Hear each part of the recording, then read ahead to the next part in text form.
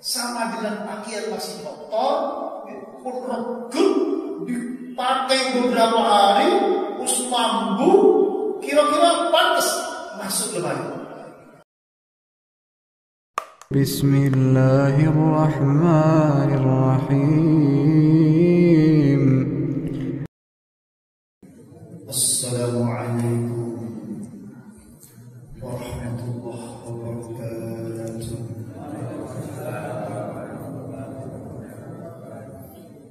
Bismillah, walhamdulillah,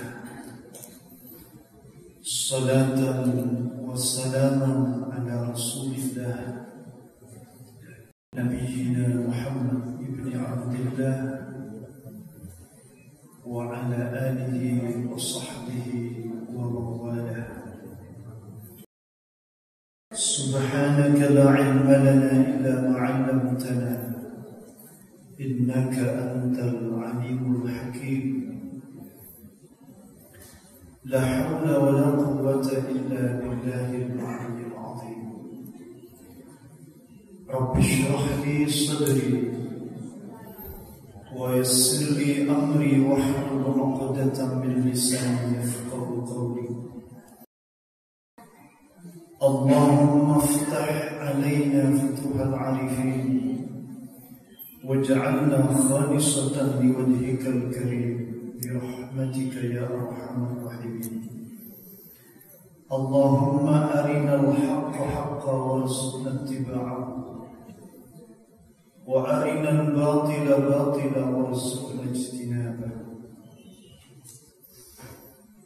أما بعد، فقد قال المؤلف رحمه الله تعالى ونفعنا به وبعلومه في الدارين في هذا الكتاب وصية المصطفى.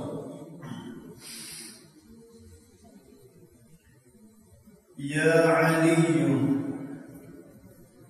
وللحليم ثلاث علامات يصل من قطعه ويؤتي من حرمه ويعفو عمن ظلمه.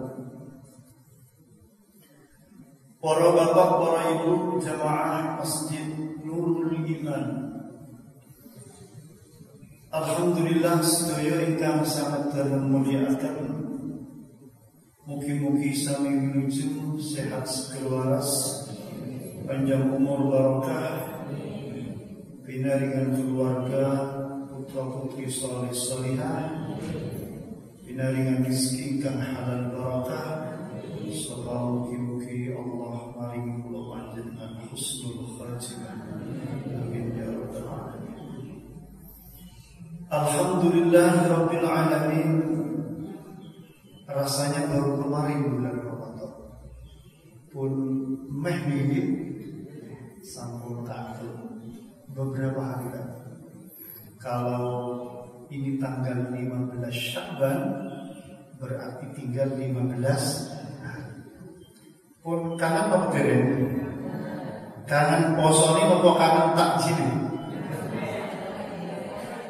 Kali-kali ini kula kangen takjil. Alhamdulillah gratisan kok ini. Masya Allah, semua boleh takjilan, gak tahu mulai takjilan. Masya Allah, sanis panjenengan aman-aman saja. Para bapak, para ibu, bulan ini yang Jawa ngarani bulan ruah. Dalam bahasa Indonesia siap.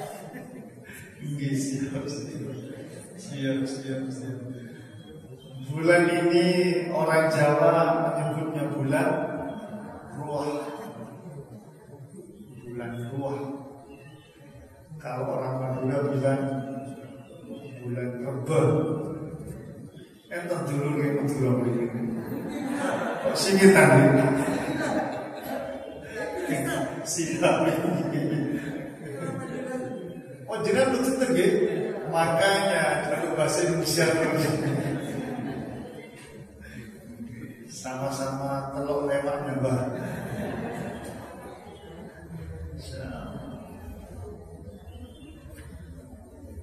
Tetapi dalam bahasa hadis, bulan ini disebut dengan bulan Sya'ban.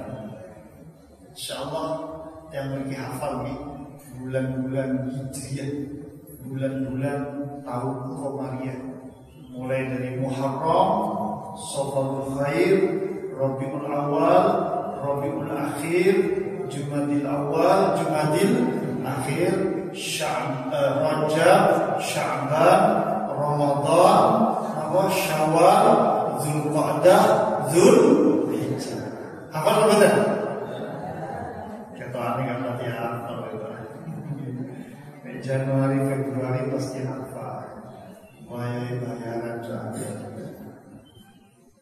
kadang kita itu aneh. Kita umat Islam dengan tradisi Islam kita tidak tahu. Termasuk kalender Hijriah. Kalau kita sudah gak hafal, terus bagaimana dengan anak cucu kita? Khususnya yang Jawa-Jawa. Coba surah, safar, mulut, kita mulut, Jumadil Awal, Jumadil Akhir, Rajab, Allah, Qasar, Syawal, Selom, besar. Apa? Kalau kita yang Masya Allah, yang masih nututi hidup di desa, di kampung Tempo dulu ketika masih kecil, kok sudah melupakan bulan-bulan Jawa? Wah, jangan diharapkan anak cucu kita yang milenial ini. Maka para bapak orang itu seharusnya kita harus hafal bulan-bulan kalender Hijriah. Ada apa di bulan Sya'ban sampai ada tulisan kitab yang ditulis oleh Sayyid Muhammad bin Alawi Al-Maliki, Madza fi Sya'ban? Ada apa di bulan Sya'ban? Mengapa Sya'ban itu begitu diistimewakan oleh Rasulullah sallallahu alaihi wasallam?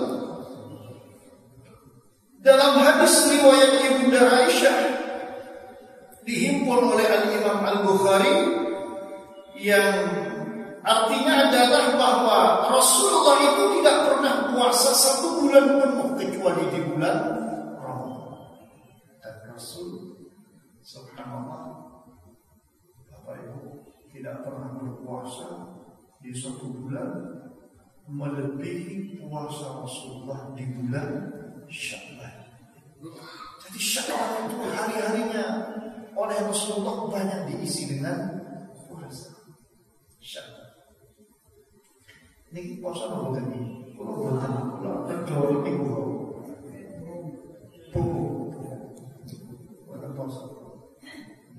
Ini puasa lagi berikut sarapan ini. Di betul mantu ke, dapat buka lagi ke. Puasa. Alhamdulillah ya puasa. Pas bulan puasa, Bapak Ibu. Jadi Rasulullah itu banyak mengisi hari-harinya di bulan Sya'ban itu dengan puasa. Kita yang tidak biasa puasa mulai dari awal, mulai besok sudah tidak boleh puasa. Mulai besok yang tidak biasa puasa dari awal. Kata Rasulullah, "Idzan tasafa Sya'ban fala tasumu." Kalau bulan Sya'ban itu sudah dapat separuh, jangan puasa. Dalam fikih dijelaskan illa ayyasilahu bima qablahu, kecuali dia memang sudah puasa sejak hari-hari sebelumnya. Puasa Sya'ban mulai dari hari-hari sebelumnya, atau puasa Senin, Kamis. Lanjut, yang Senin membawa Senin, yang Kamis membawa Kamis. Lanjut, atau mungkin panjenengan yang punya kebiasaan puasa daun, lanjut. Dan yang terakhir, mungkin masih punya hutang cicilan, hutang cicilan belum nyicil, belum lunas cicilan. Lanjut, qada Ramadan. Sanes cicilan mobil loh, gitu. Cicilan hutang, nyaur bulan Ramadan, yang belum segera sahur. Kalau tidak, nanti kalau sampai tiba bulan Ramadan berikutnya, itu yang punya hutang 1 hari akan menjadi 2 hari. Kalau sampai bulan Ramadan berikutnya belum terbayar. Para bapak-bapak ibu, ketika Rasulullah ditanyakan oleh sahabat Usamah bin Zaid, Rasul, lam arka tasumu syahran min asyhur ma tasumu min syahran. Rasul, aku tidak pernah melihat panjenengan berpuasa pada 1 bulan sebagaimana puasa panjenengan di bulan Syawal. Akhirnya Rasulullah memberikan penjelasan. Apa kata Rasul? Zaka syahrun yaghfurun nasu an. Sya'ban adalah bulan yang dilupakan oleh orang. Kalau Rajab, orang pasti Rajab bulan apa? Ulang tahunnya salat. Kalau Ramadan sudah pasti orang mengingatnya ulang tahunnya Al-Quran, bulan Syawal. Tapi ketika Sya'ban orang melupakan. Padahal kata Rasul, syahrun turfa'ul a'malu fihi ila rabbil alamin. Ini Sya'ban adalah bulan di mana amal perbuatan manusia itu diangkat untuk dilaporkan kepada Allah Subhanahu wa taala. Fa'uhibbu an yurfa'a 'amalan wa ana shadiq. Saya sedang di saat amal saya itu dilaporkan, saya sedang puasa. Begitu Rasulullah menjelaskan tentang kebiasaannya mengisi hari-hari di bulan Sya'ban dengan puasa. Coba ulama-ulama rumiyin hebat. Iki wong Jawa ini dijak puasa. Kapan bisa menanggung puasa? Akhirnya di bulan Sya'ban dijak bacaan, dijak ruahan, diajak bacaan ruahan saudara. Yang mengira senang bacaan, makan bareng-bareng, senang dulu. Coba dijak poso bareng-bareng, senang dulu. Jadi kita masyarakat Jawa, Sya'ban itu identik dengan ruahan. Orang Madura identik dengan namanya berber selamatan. Padahal sesungguhnya sunnah Rasulullah, Sya'ban itu identik dengan puasa. Dalam sebagian hadis, ketika Rasulullah ditanyakan tentang puasanya di bulan Sya'ban, jawab Rasulullah, litakzimi Ramadan, untuk menyambut, mengagungkan bulan Ramadan. Sing poso mengalami, sing utang boten menapa, bacaan mawon. Para bapak, para ibu yang saya alhamdulillahirabbil alamin. Semalam masih ingin mengadakan qiyamul lail, diawali dengan khatmul Quran. Dan kemarin ada qiraatul Quran di malam nisfu Sya'ban semalam, lalu diakhiri dengan qiyamul lail. Tapi qiyamul lail memiliki soft atau mungkin kata sing dereng pirsa, atau mungkin dereng tangi mungkin. Orang yang tersiksa karena datangnya agak malam di rumah. Jam 1 harus bangun dulu. Tapi apa-apa. Padahal nanti saya jam 6:30 atau jam 7 dijemput ke Pasuruan. Tersiksa sekali dari mana? Jam 1 bangun harus berangkat. Masya Allah. Lalu apa-apa moga-moga diparingi ridhonya Allah Subhanahu wa taala. Amin ya rabbal alamin. Para bapak, para ibu yang saya muliakan, kita lanjut ngaji tentang wasiat-wasiat Kanjeng Nabi Muhammad sallallahu alaihi wasallam tentang misalnya Imam Ali kalau tentu wasiat ini untuk kebaikan Imam Ali dan sekaligus untuk kebaikan kita semua umat Nabi Muhammad sallallahu alaihi wasallam. Ya Ali, hai Ali, walul habibi.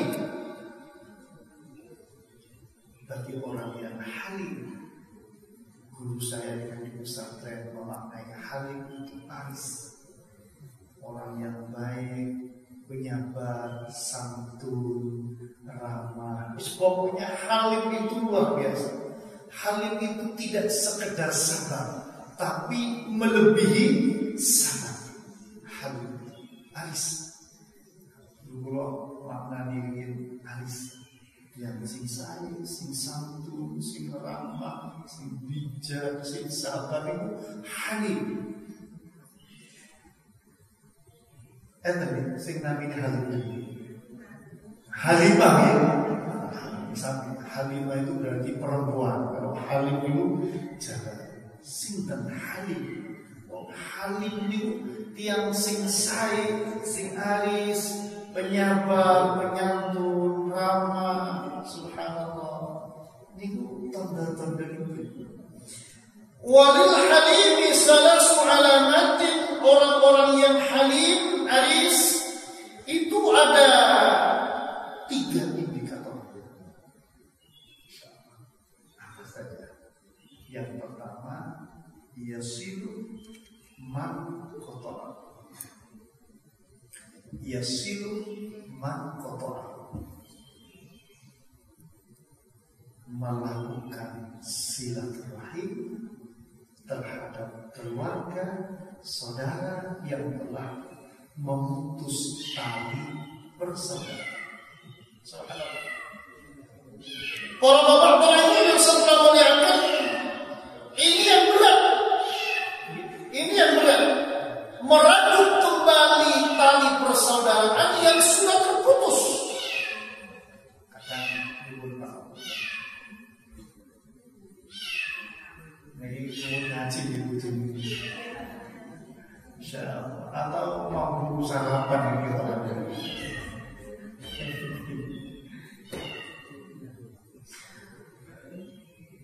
Para bapak ibu, ini yang berat. Yasiru man qata'ahu, memutus, membangun kembali ikatan persaudaraan yang sudah terputus. Yang terjulur, Masya Allah, nyuwun maaf, putus persaudaraan, untuk tegak. Ada perbuatan ampun, perbuatan saling sama atau saling. Kadang masalah warisan, tapi kadang sendiri, itu boten aku, mergo Prabowo dan nyuwun pangapunten, niku sampai boten akur niku. Subhanallah, la haula wala quwwata illa billahil azim. Padahal kula kali bojo boten sami, boten. Kula takut kali bojo. Milih sapa? Kula milih Ganjar. Oh, melok kiai yang bener sampai bener wis. Kula sane semua. Kula milih Anies, tapi kalah ini. Tak belani panas-panas pun TBS. Bagaimana itu ikhtiar kita untuk memilih pemimpin terbaik sesuai dengan keyakinan kita masing-masing. Itu hanya ikhtiar syariat saja. Urusan nanti siapa yang terpilih, ya sesuai ketentuan dari KPU dan sesuai kehendak Allah Subhanahu wa Ta'ala. Siapapun yang terpilih, kita dukung dan kita respect kepada mereka. Beliau sebagai pemimpin kita. Kita doakan mudah-mudahan membawa kebaikan bagi bangsa Indonesia. Amin. Allahumma. Tak usah nyuwun pangapunten seperti yang dulu sempat ramai, ya Allah, kalau ini kalah ya Allah, maka siapa yang banding-bandingkan? Jangan nyuwun pangapunten. Jangan menggantungkan kebaikan negara ini kepada seseorang. tapi gantungkan kebaikan negara ini kepada Allah Subhanahu wa Ta'ala. Ini hanya syariat saja. Ojo sampai boten akur hanya gara-gara mungkin orang bapak ibu, masya Allah, persaudaraan terputus pun boten nyambung, mergo-mergo. Kadang masalah yang sering muncul mereka pembagian warisan. Niki sering iki nuwun pangapunten. Muga-muga iki boten enten nggih. Boten enten. Muga-muga. Tapi sering persaudaraan itu akhirnya terputus karena faktor warisan. Pembagian warisan. Subhanallah. Sudah terputus, lama boten nyambung. Panjenengan datang ke rumahnya, silaturahim. Itu yang luar biasa. Maka Rasulullah Sallallahu Alaihi Wasallam dalam hadis menegaskan, Subhanallah, la yadkhulul jannah qati'un. Orang yang memutus tali bersaudara tidak akan langsung masuk surga. Mudah-mudahan kita semua langsung masuk surga. Amin. Allahumma. Sebetulnya kan mohon maaf.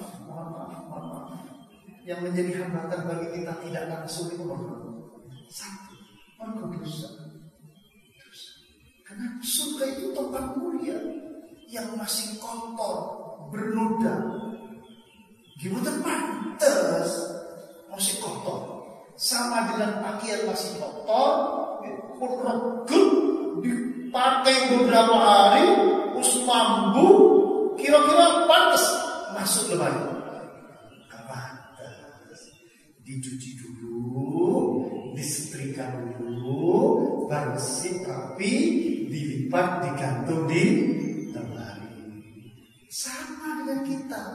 Mesek regen, sek kotor, diubah dulu. Nah, kok ngerti juga? Wis ngerti bocorannya. Mudah-mudahan diselamatkan oleh Allah Subhanahu wa Ta'ala. Makanya la yadkhulul jannah qati'un, orang yang punya atau yang memutus hubungan persaudaraan. Ini mohon maaf, dosa kepada Allah, ya dosa kepada sesama manusia. Yang menyakiti saudara, menyakiti familinya sendiri, qati'un, dia tidak akan langsung masuk surga.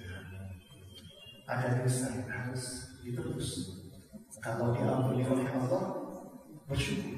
Kalau tidak, Allah akan memberikan sanksi adab. Oleh karena itu, monggo sahabat-sahabat, Bapak Ibu, orang silaturahim itu kan manfaatnya luar biasa. Manfaatnya luar biasa. Satu, ini manfaat yang nyata. Manfaat yang nyata dari silaturahim. Satu, sebagaimana yang disampaikan dalam hadis Rasulullah SAW, dan ini nyata manfaat silaturahim. Man ahabba ayyubisaqalahu fi rizqihi wa yusa'alahu fi atharihi famyasil rahimah. Orang yang suka dilapangkan rezekinya, orang yang suka rezekinya lapang, subhanallah, umurnya panjang, tolong umuri lancar rezeki, famyasil rahimah. Apa itu?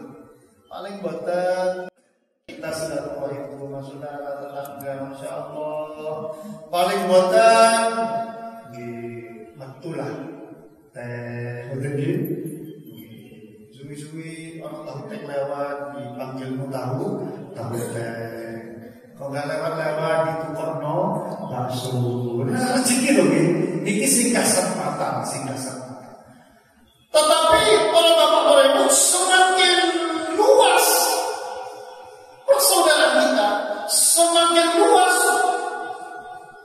relasi kita, network kita, maka akan semakin luas pula kesempatan kita untuk mendapatkan rezeki dari Allah Subhanahu wa Ta'ala.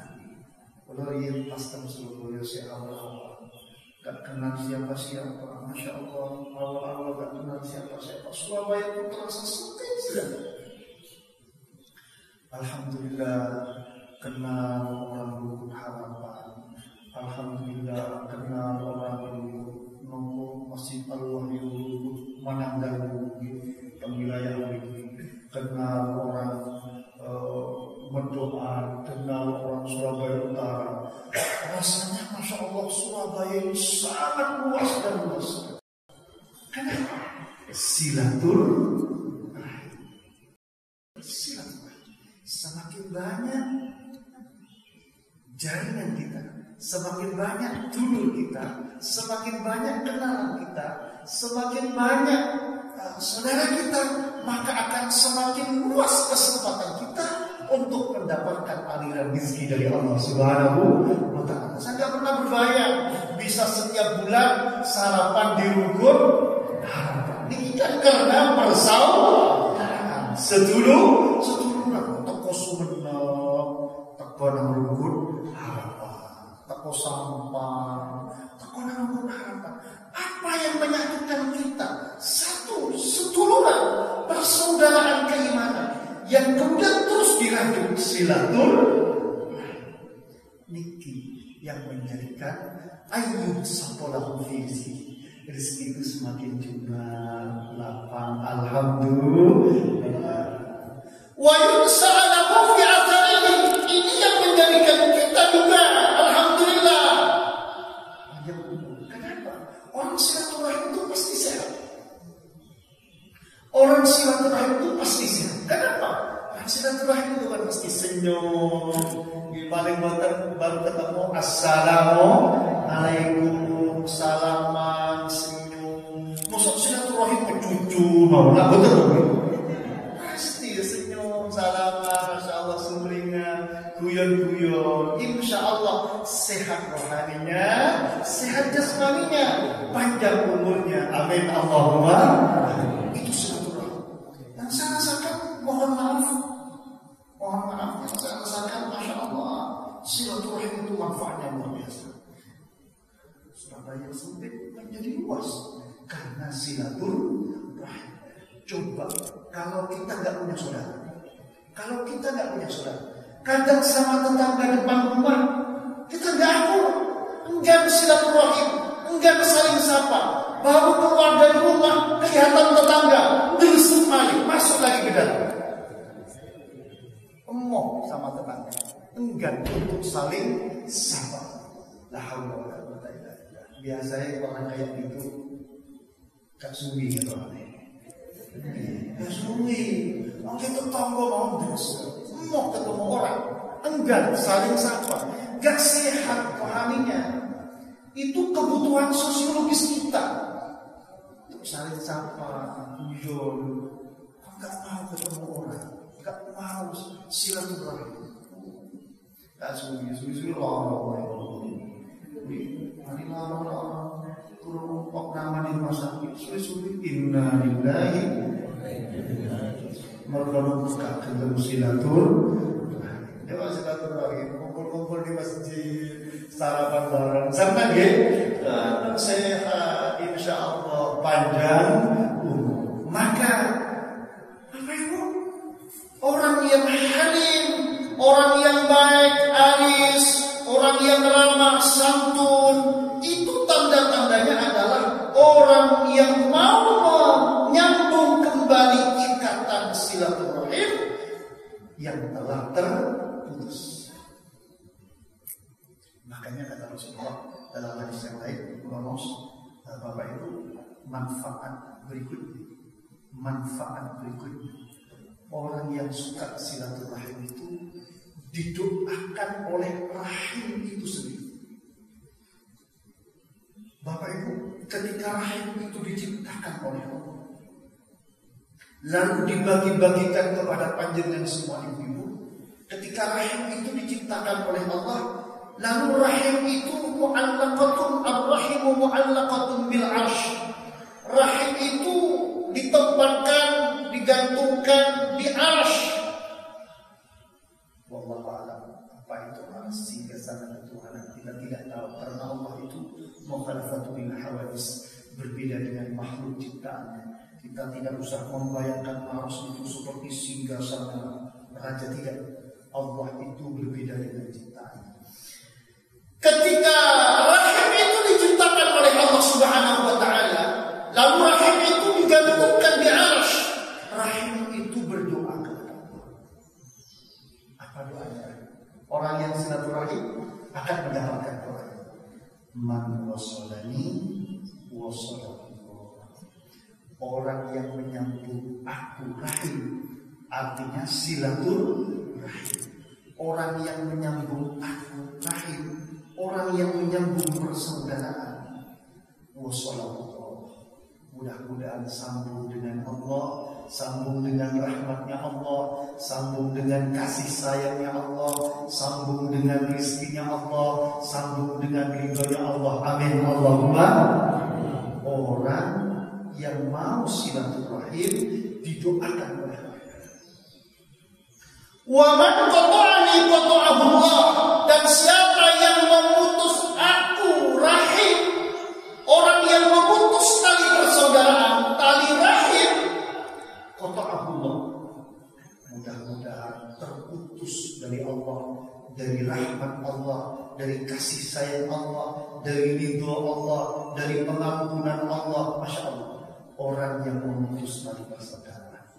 Makanya itu tadi, la yadkhulul jannah qati'.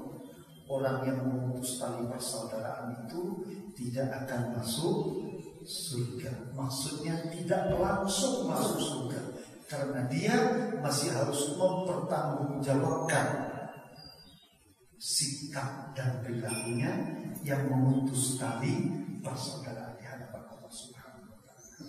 Jadi Bapak Ibu, monggo saran-saran. Satu, kita dapat rezeki tambah lapang. Yang kedua, umur tambah panjang, dan insya Allah mendapatkan doa dari rahim. Itu yang mau silaturahim. Sebaliknya, orang yang memutus tali persaudaraan oleh Rasulullah diancam, la yadkhulul jannah, tidak akan masuk surga. Monggo bismillah, dari hari yang mulia nisfu Sya'ban ini, semalam kita bernisfu Sya'ban, kita awali hidup ini dengan saling legowo, saling lapang, saling sapa, insya Allah. Kemudian yang kedua, wa yu'ti man haramahu. Masya Allah, Bapak Ibu. Yang kedua, tanda-tandanya orang yang aris, halim, ramah, santun, itu tanda-tandanya adalah wa yu'ti man haramahu. Dia tetap mau berbagi dengan orang yang tidak mau berbagi kepada kita. Mohon maaf, ngapunten. Kadang sekarang saya hidup di kampung. Ngapunten, orang rumah saya tidak tahu. Hidup di kampung, kadang masyarakat itu, mohon maaf, kadang grup-grupan. Ada ibu-ibu yang grup-grupan, grup ibu iki, grup iki. Nah, karena grup-grupan, kalau dia punya apa, yang dikasih hanya grupnya saja, yang lain tidak dikasih. Sampai ada satu masjid itu jamaahnya punya kebiasaan puasa Senin Kemis. Nah, kebetulan saya yang mengasuh pengajian di tempat itu. Sampai ibu-ibu itu bilang, Ustaz, sampaikan sama ibu-ibu yang puasa Senin Kemis di masjid. Kenapa Ibu? Ya, kalau puasa Senin Kemis di masjid, kan semua bawa takjilan. Yang dikasih takjilan itu hanya gerube dewe. Itu nggak mau tetap ini. Gitu. Oh kita tahu. Coba nanti sing pundi. Masya Allah. Lalu ini fenomena yang terjadi di mana-mana. Grup-grupan. Berarti sing tiga ini kok grup itu. biasanya dia bawa kurma ajwa dari rumahnya. Yo ditumi, tapi sing ditumi niku kanca-kancane dhewe. Sing bukan grupnya boten dikai boten dimaringi. Orang yang halim, orang yang alis, yang baik, ramah, Masya Allah. Apa kata Rasulullah kepada Imam Ali? Wa yu'ti man haramahu. Kalaupun dia tidak mau berbagi dengan kita, kita tetap mau berbagi kepada mereka. Itu orang yang hebat. Tapi angel begini, angel. Mau alaikum grupan atas. Tapi insya Allah ibu kita pergi betul lebih. Masa pakai sendiri sarapan itu beda.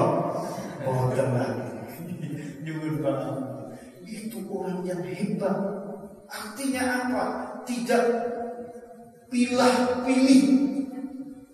Karena kita sama-sama hamba Allah, sama-sama umat Nabi Muhammad sallallahu alaihi wasallam. Kita bersedekah itu bukan hanya kepada sahabat-sahabat kita, pada teman-teman kita, tetapi kepada siapapun kita sedekah. Tidak pilih-pilih. Bahkan orang yang sudah nyata-nyata tidak mau berbagi dengan kita, kita pun hadir untuk berbagi dengan mereka. Mantap yang kata sebentar ini luar biasa. Makanya Masya Allah, sesuai dengan ajaran sholat yang sebetulnya ini. Nopo ajaran sholat? Ajaran sholat itu ketika kita mengawali dengan Allahu Akbar, ketika kita mengakhiri dengan Assalamualaikum. Apa artinya Assalamualaikum?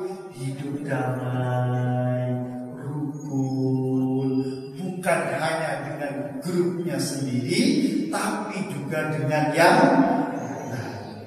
Assalamualaikum. Bukan namun kali belum beda, tapi Assalamualaikum warahmatullah.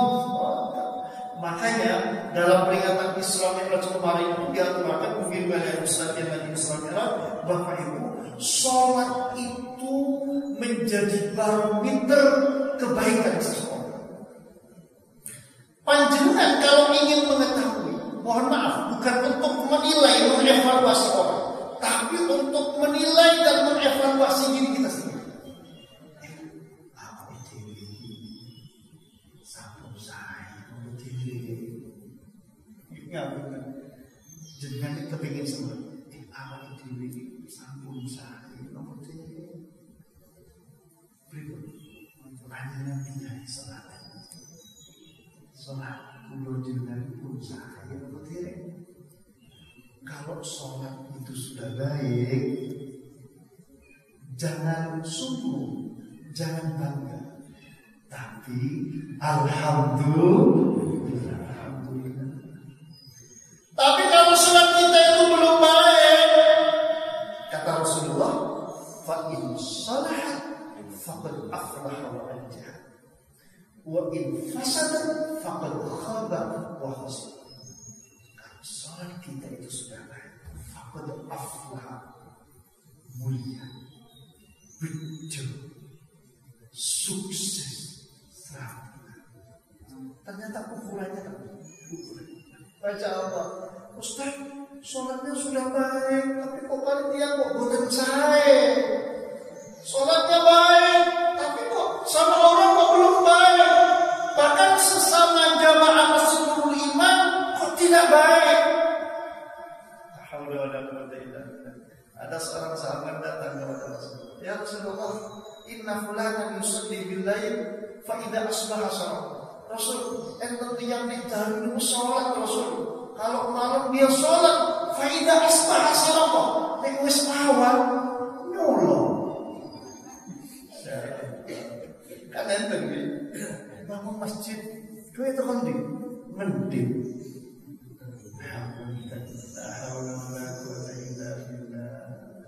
Sholat bangun masjid tapi senyawa. Apa kata Rasulullah? Innahu sayanha mataku. Sungguh apa yang kamu katakan bahwa orang itu sholat, suatu saat sholatnya itu akan mencegah dia. Biarin karena sholat. Makanya kata Allah dalam Al-Quran, wa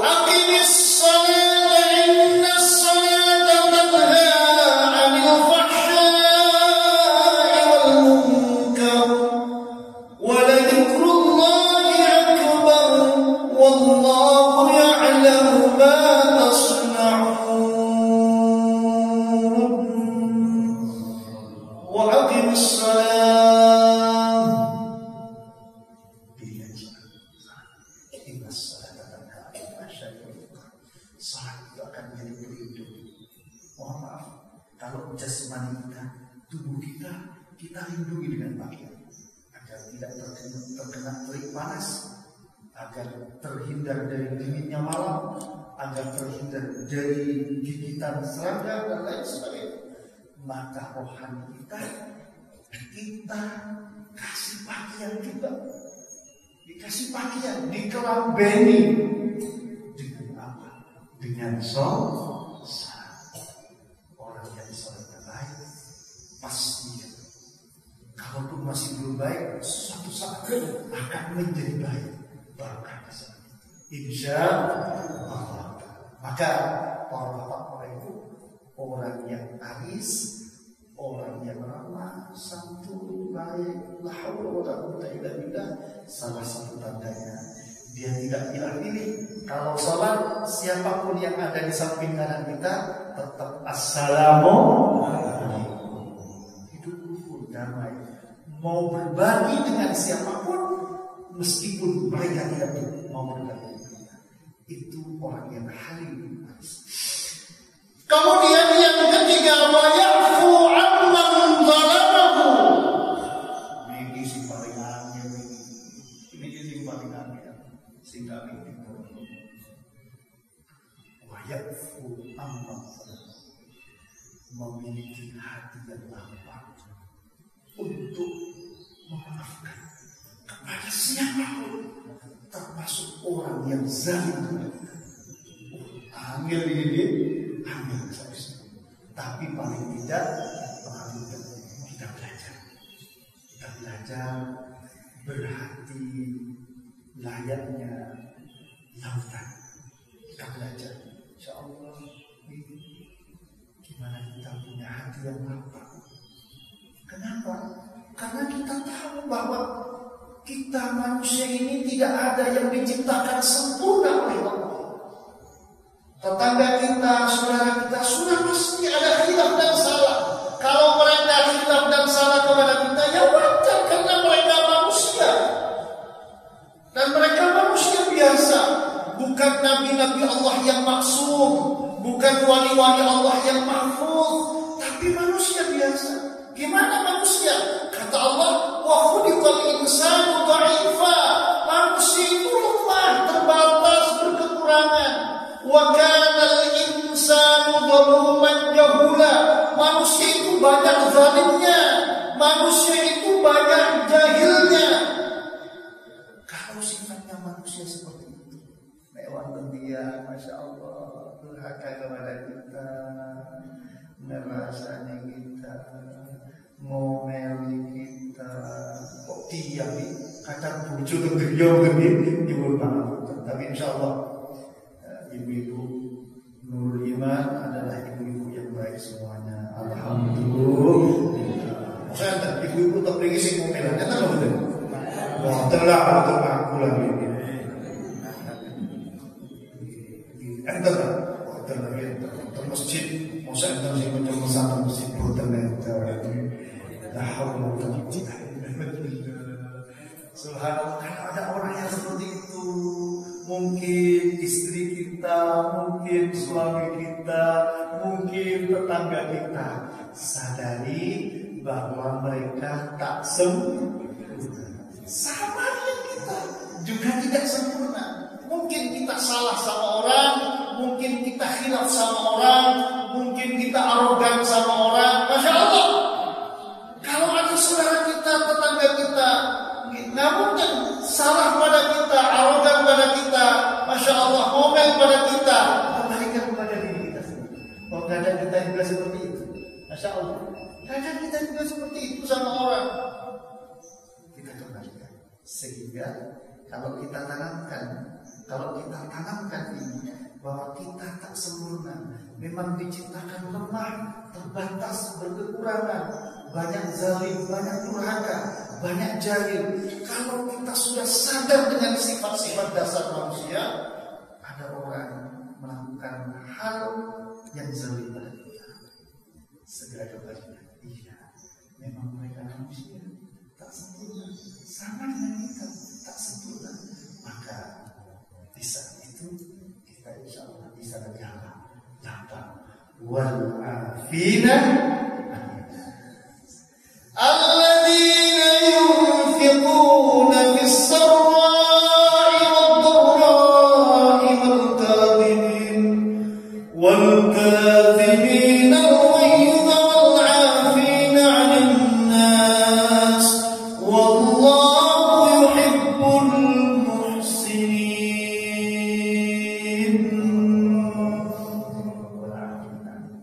Untuk membangun sikap yang toleran, pemaaf, berhati lapang, untuk bisa legawa menerima kenyataan orang khilaf salah arogan pada kita, maka kembalikan pada sifat dasar kita sebagai manusia. Kita tak sempurna, sama dengan mereka tak sempurna. Maka para bapak ibu, jangan lihat kekurangannya, tapi kita lihat kelebihan demi persaudaraan setia. Insya Allah Ta'ala, mudah-mudahan bermanfaat dan bersama dengan Allah. Yang bangun jam 1 ngantuk ini, ngantuk pasti ini bahkan sih beritahu, oh ibu bapak ibu betul ngantuk dengan ini, jadi kan betul ngantuk belum itu.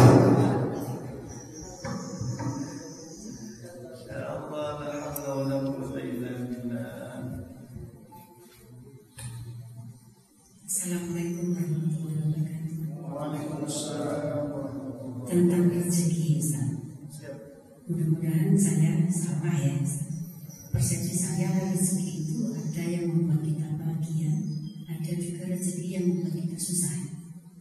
Nah, apakah rezeki yang sudah ditetapkan kepada kita itu kita harus ingin selalu mendapatkannya? Karena kadang-kadang saya sendiri itu merasa malu kalau untuk mendapatkan itu. Karena rasanya tidak mampu, belum waktunya gitu, Ustaz. Apakah persepsi saya ini sama atau benar, Ustaz? Lalu yang disebut dengan rezeki yang barokah itu yang bagaimana, Ustaz? Terima kasih. Sebetulnya pertanyaannya dijawab sendiri oleh dijawab sendiri. Itu tadi rezeki yang barokah. Apa? Ini saya terjemahkan barokah itu. Baru kita krisis. Barokah itu apa? Barokah itu kebaikan. Ulama memaknai barokah itu adalah al-khair al-ilahi, kebaikan dari Allah. Kita dapat uang rezeki yang barokah itu bukan rezeki sing boten kalong, bukan rezeki yang numpuk terus banyak, bukan. Itu boten kalong, mergo beli. Kalau mau beli, tahu tempe terus. Apa rezeki yang barokah? Rezeki yang membawa kebaikan dari Allah Subhanahu wa Ta'ala. Artinya apa? Dengan dia mendapatkan rezeki itu menjadikan kita semakin dekat kepada Allah. Syukur kita semakin tinggi. Itu yang dikagumi oleh Rasulullah sallallahu alaihi wasallam. Ajaban li amri mu'min in asabathu syarra syakara fakana khairan lahu. Saya kagum dengan orang yang beriman itu. Ketika dia mendapatkan kelapangan, rezeki yang lancar, lalu syakara, dia bersyukur. Karena khairan lahu. Itu rezeki jadi ibadah. Kaya jadi ibadah. Sugih jadi ibadah. Kenapa? Rezeki itu barokah. Apa barokah itu? Membawa kebaikan. Karena dengan dapat rezeki itu dia semakin dekat kepada Allah Subhanahu wa Ta'ala. Itu namanya rezeki barokah. Itu yang harus kita minta. Makanya ulama-ulama mengajarkan Allahumma inni as'aluka ziyadatan fil iman. Ada redaksi ziyadatan fil din wa barakatan fil umri. Berkah umurnya. Wa barakatan fil rizki. Berkah rizki. Artinya apa? Rizki yang kita dapatkan dari gaji kita itu alhamdulillah menjadikan kita kita semakin dekat kepada Allah. Itu namanya barokah. Dan konsep rizki dalam hadis sebetulnya sudah dijelaskan. Saya baca dalam sebagian hadis, mudah-mudahan saya tidak salah, saya bacakan sebagian teks al-kamaru yang innama laka min malika ma akalta fa'afnaita wa ma labista fa'ablaita wa ma tasaddaqta fa'amtaita. Konsep tentang rizki. Rizki itu apa menurut Rasul? Bapak Ibu, rizki kita, harta kita itu adalah makan. Apa yang kita makan itu rizki kita. Mohon maaf, ini teh disuguhkan pada saya, tapi jarang saya minum. Oh, bukan rizki saya, meskipun diberikan. Oh, kadang saya dikasih berkat. Di jalan ketemu orang, saya berikan sama orang. Subhanallah. Oh, rizkinya dia. Rizki itu apa yang kita makan, bukan apa yang kita dapatkan. Yang kita dapatkan itu namanya kasab, penghasilan, pendapatan, kasab, bukan rizki. Rizki itu apa yang kita makan. Wa ma labista, apa yang kita pakai. Bil yang kita pakai, rumah yang kita tempati. Wa ma tasaddaqta, apa yang kita sedekahkan. Itu rizki kita. Yang kita simpan di bank belum tentu rizki kita. Belum tentu. Kadang kamu tentu ember-ember apa miliar. 2 M terbang. Jual barang. Apa itu? Kasab pendapatannya. Belum tentu jadi rizki kita. Wong kita hanya memiliki tapi tidak tidak kita temukan. Oh, punya rumah di sana Ustaz, punya tanah di sana Ustaz, punya ini, punya itu. Itu kasab. Rezekinya rumah yang ditempati. Nah, kita ini para bapak ibu yang satu menggunakan sesungguhnya yang rezeki itu yang kita makan itu, yang kita pakai ini, yang kita tempati, yang kita nikmati sehari-hari. Lalu jangan lupa yang kita sedekahkan. Itu rezeki kita, karena kita akan menikmati sedekah itu kelak di hadapan Allah Subhanahu wa taala. Selebihnya yang kita punya tapi tidak kita nikmati, bukan rezeki kita, itu pendapatan kita, itu kasar penghasilan kita. Kelak akan menjadi rezeki siapa kita tidak tahu. Kadang jadi rezekinya anak karena kita mati lalu menjadi warisan. Kadang menjadi rezekinya, mohon maaf, orang lain.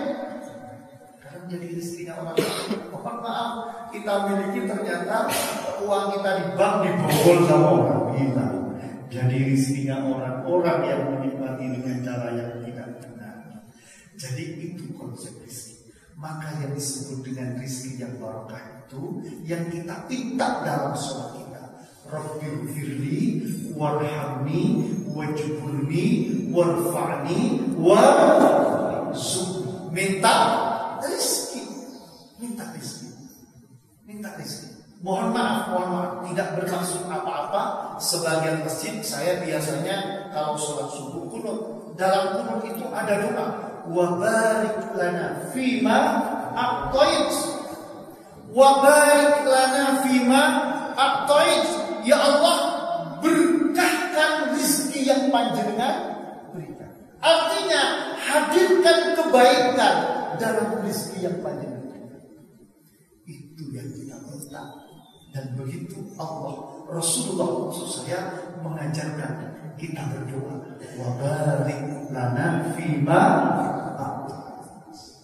Itu yang kita minta, Ibu.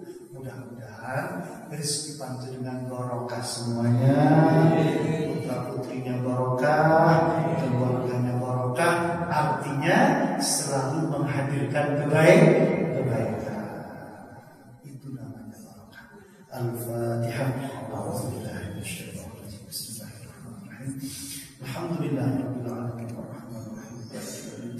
Iyyaka na'budu wa iyyaka nasta'in. Ihdinas siratal mustaqim.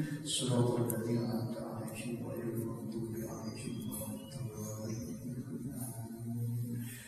Marilah kita akhiri dengan doa kafaratul majlis. Subhanakallahumma wa bihamdika asyhadu an la ilaha illa anta astaghfiruka wa atubu ilaik. Kira-kira pun belum ada hidup pengabutan matur nuwun sangat. Wassalamualaikum